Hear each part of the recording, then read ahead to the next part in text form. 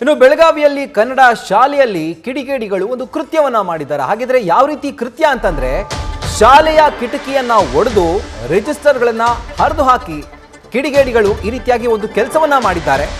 ಶಾಲೆಯ ಒಳಗಿನ ದಾಖಲಾತಿಗಳ ರಿಜಿಸ್ಟರ್ ಕೂಡ ಇವರು ಹರಿದು ಬಿಸಾಕಿದ್ದಾರೆ. ಬೆಳಗಾವಿ ತಾಲೂಕಿನ ಕಡೋಳಿ ಗ್ರಾಮದಲ್ಲಿ ನಡೆದಿರುವಂತಹ ಘಟನೆ ಇದು. ಕಡೋಳಿ ಗ್ರಾಮದ ಸರ್ಕಾರಿ ಕನ್ನಡ ಶಾಲೆಯಲ್ಲಿ ಒಂದು ಘಟನೆ ನಡೆದಿರೋದು. ಶಾಲೆಗೆ ನುಗ್ಗಿ ಶಾಲೆಯ ಕಿಟಕಿಗಳನ್ನ ಒಡೆದುಹಾಕಿ, ಗಾಜುಗಳನ್ನ ಒಡೆದುಹಾಕಿ, ಜೊತೆಗೆ ದಾಖಲಾತಿ ರಿಜಿಸ್ಟರ್ ಏನಿದೆ ಅದನ್ನು ಕೂಡ ಹರಿದಾಕಿರುವಂತಹ ಒಂದು ಘಟನೆ ಬೆಳಗಾವಿಯಲ್ಲಿ ನಡೆದಿದೆ. ಸರ್ಕಾರ ಕನ್ನಡ ಶಾಲೆಗಳನ್ನ ಅಥವಾ ಸರ್ಕಾರಿ ಶಾಲೆಗಳನ್ನ ಉಳಿಸ್ಕೊಳ್ಳುವಂತಹ ಮಾತಾಡುತ್ತೆ, ಆದರೆ ಇಲ್ಲಿ ಸರ್ಕಾರಿ ಶಾಲೆಗೆ ರಕ್ಷಣೆ ಕೊಡುವಂತಹ ಪರಿಸ್ಥಿತಿ ಉದ್ಭವ ಆಗಿರೋದು. ಯಾರೋ ಕಿಡಿಗೇಡಿಗಳು ಮೊದಲೇ ಬೆಳಗಾವಿ ಎನ್ನುವಂತಹ ಒಂದು ಜಿಲ್ಲೆಯಲ್ಲಿ ಅಲ್ಲಿ ಭಾಷಾ ಸಂಘರ್ಷ ನಡೀತಾ ಇರುತ್ತೆ, ಮರಾಠಿ ಭಾಷೆ ಜೊತೆ ಕನ್ನಡ ಭಾಷೆ.